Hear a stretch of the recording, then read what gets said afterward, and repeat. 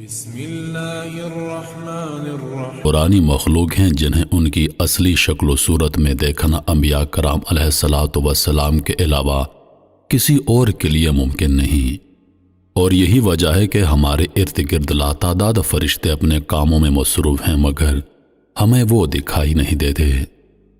اگر وہ انسانی شکل اختیار کر کے ہمارے سامنے آئیں تو پھر انہیں دیکھنا ممکن ہے۔ انسان کی نسبت فرشتے عظیم مخلوق ہیں، اور ان میں بھی بعض چھوٹے ہیں اور بعض بڑے۔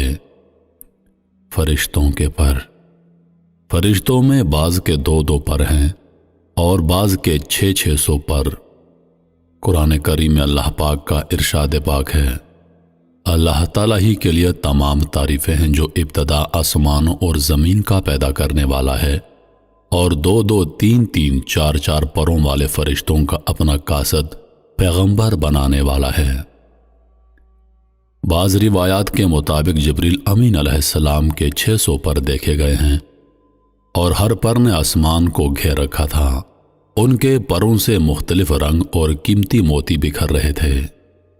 فرشتوں کے قد و قامت، وہ فرشتے جنہوں نے عرش اٹھا رکھا ہے ان کے قد و قامت کے بارے میں حضور نبی کریم صلی اللہ علیہ وآلہ وسلم کا فرمان ہے، مجھے ان میں سے ایک فرشتے کی قد و قامت بیان کرنے کی یہ اجازت ملی ہے، اور اس کا وجود کتنا بڑا ہے اس کا اندازہ اس بات سے کیا جا سکتا ہے کہ اس کے کان کی لوح سے کندھے تک کا درمیانی حصہ اتنا لمبا ہے جتنی 700 سال کی مسافت۔ ایک دوسری حدیث میں سیدنا انس رضی اللہ عنہ سے مروی ہے کہ حضور نبی کریم صلی اللہ علیہ وآلہ وسلم نے ارشاد فرمایا، عرش کو اٹھانے والے فرشتوں میں سے ایک فرشتے کے بارے میں مجھے یہ بتانے کی اجازت دی گئی ہے، اس کے پاؤں سب سے نچلی 7ویں زمین میں ہیں، اور اس کے کندھوں پر عرش ہے، اور اس کے دونوں کانوں کی اور کندھوں کے درمیان اتنی دوری ہے کہ اسے طے کرنے کے لیے پرندے کو 700 سال کی پرواز چاہیے۔ وہ فرشتہ کہتا ہے، یا اللہ تو پاک ہے جہاں بھی ہے اور جہاں بھی ہو۔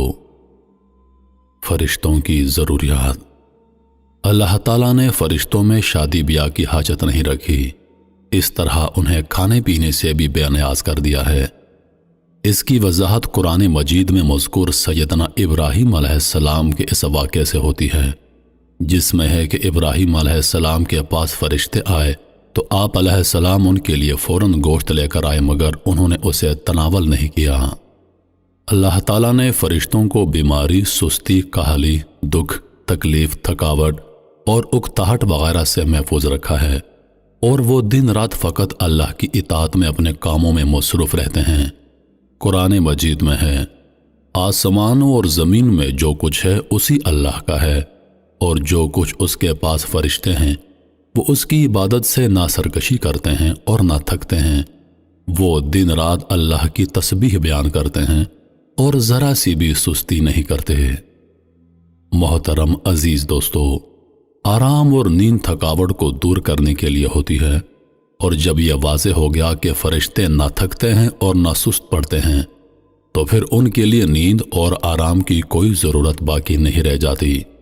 فرشتے تقریباً عام طور پر آسمانوں میں رہتے ہیں اور اللہ کے حکم سے مختلف کاموں کے لیے زمین پر اترتے ہیں اور پھر واپس آسمان پر چلے جاتے ہیں۔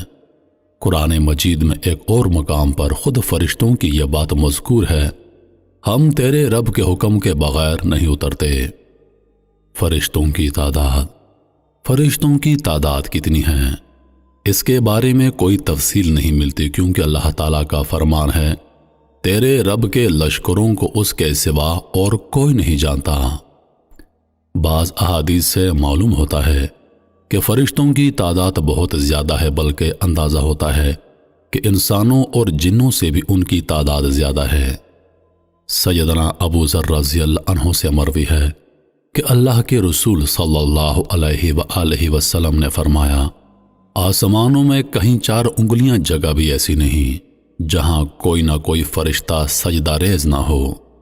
سیدنا عبداللہ بن مسعود رضی اللہ عنہ سے مروی ہے کہ اللہ کے رسول صلی اللہ علیہ وآلہ وسلم نے فرمایا، قیامت کے روز جہنم کو اس حال میں لایا جائے گا کہ اس کی 70 لگامیں ہوں گی اور ہر لگام کے ساتھ 70,000 فرشتے ہوں گے جو اسے کھینچ کر لا رہے ہوں گے۔ فرشتوں کی ایک اہم خاصیت یہ بھی ہے کہ وہ اللہ تعالیٰ کے حکم سے اپنی شکل و صورت کے علاوہ کوئی اور صورت اختیار کر سکتے ہیں۔ یہ صورت کسی ایسے انسان کی بھی ہو سکتی ہے جسے دیکھنے والے پہچان لیں۔ انسانوں کے علاوہ کسی اور ذی روح کی صورت اختیار کرنے کی فرشتوں کو طاقت ہے یا نہیں، اس کے بارے میں قرآن و سنت میں کوئی صراحت یا ذکر نہیں ملتا۔ البتہ ان کے انسانی شکل اختیار کرنے کے واقعات ضرور ملتے ہیں، اور انہی سے اندازہ ہوتا ہے کہ فرشتے اللہ تعالیٰ کے حکم سے دیگر شکلیں بھی اختیار کر سکتے ہیں۔ سیدنا ابراہیم علیہ السلام کے پاس فرشتے انسانی شکل میں آئے اور ابراہیم علیہ السلام ان فرشتوں کو پہچان نہ پائے۔ پھر فرشتوں کے بتانے پر آپ علیہ السلام کو معلوم ہوا کہ یہ انسان نہیں ہیں بلکہ فرشتے ہیں۔ سیدہ مریم علیہ السلام کے پاس جبریل امین علیہ السلام انسانی شکل میں تشریف لائے تھے، اور جبریل امین علیہ السلام سوائے 2 مرتبہ کے ہر مرتبہ نبی کریم صلی اللہ علیہ وآلہ وسلم کے پاس انسانی شکل میں تشریف لائے۔ فرشتوں کی طاقت۔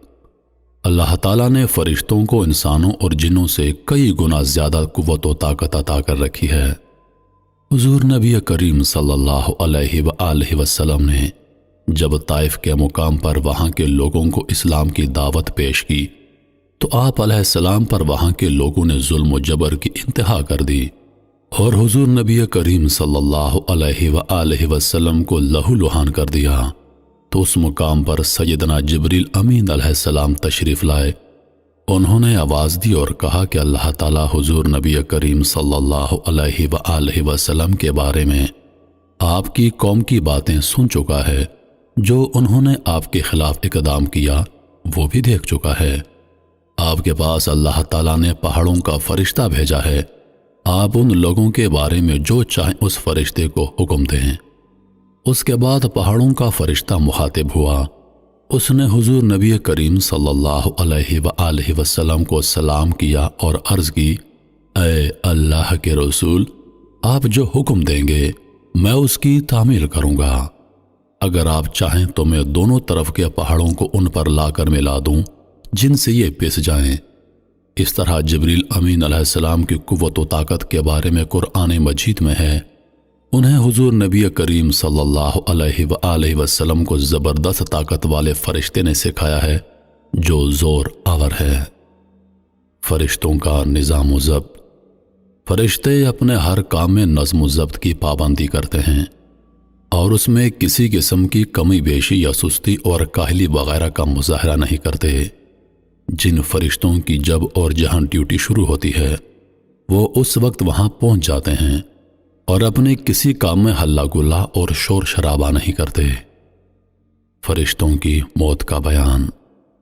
جس طرح انسانوں کی پیدائش اور موت کے مختلف مراحل ہوتے ہیں، فرشتوں کے لیے یہ مراحل نہیں ہیں، یعنی دنیا میں نئے انسان پیدا ہوتے ہیں اور پہلے سے موجود انسان فوت ہوتے رہتے ہیں، لیکن اس کے برعکس جب اللہ تعالیٰ نے فرشتوں کو پیدا کیا ہے تب سے وہ زندہ ہیں، اور قیامت قائم ہونے تک جب تک اللہ پاک چاہیں گے وہ زندہ رہیں گے، اور اللہ تعالیٰ کی طرف سے انہیں جو ذمہ داریاں دی گئی ہیں انہیں احسن طریقے سے وہ پورا کرتے رہیں گے۔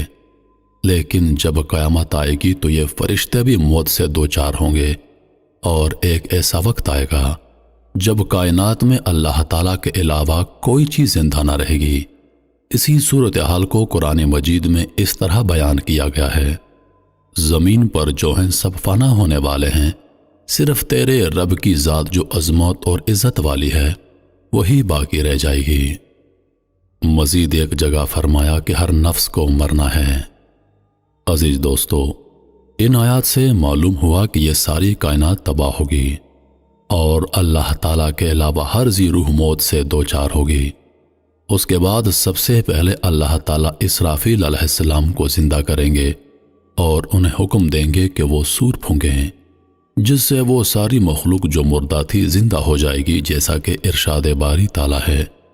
پھر دوبارہ سور پھونکا جائے گا، پس وہ سب کھڑے ہو کر دیکھنے لگ جائیں گے۔ اجماع امت سے یہ بات ثابت ہے کہ فرشتوں پر بھی اسی طرح موت و فنا نے آنا ہے جیسے دیگر تمام مخلوقات پر موت آئے گی، اور اس بات پر قرآن و سنت کے دلائل بھی شاہد ہیں، جیسا کہ فرمان باری تعالیٰ ہے، اس ذات باری کے علاوہ ہر چیز نے فنا ہونا ہے، جس میں فرشتے بھی شامل ہیں۔